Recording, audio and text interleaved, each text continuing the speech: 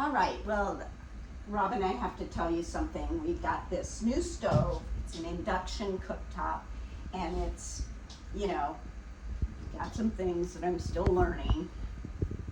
And we had it about 2 weeks, and all of a sudden I noticed, I don't know how it happened, but we got this round, looked like a scratch or something, or maybe it was grease or something, but it was very visible on the top of my stovetop. And they gave us the glass cooktop cleaner and said, this'll take anything off, and it didn't even touch it. And I was freaking out, going, well, I don't know what to do. I tried several different things.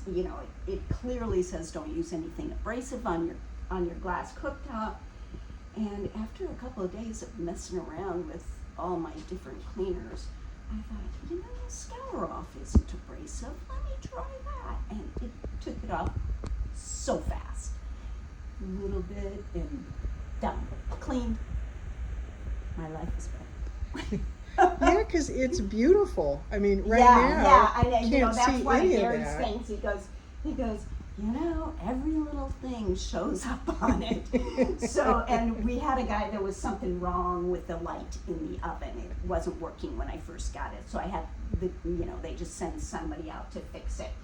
And I was kind of complaining that it's way sensitive. I mean, I'm used to all my stuff back here, and this is all right up front, and you just touch it and it does something. Turns on, turns off, whatever.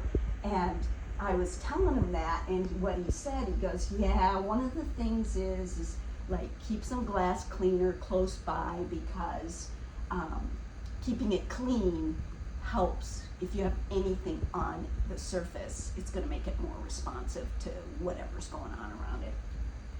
So that's one of the learning things that I've, Gary goes, gosh, you really have to keep this clean to make it work good, but it's really easy to clean too. It's just, I keep my Norwex close and just, and yeah, we like it though. It's so efficient, so nice. Well, great, Jill. Thank you so much for sharing.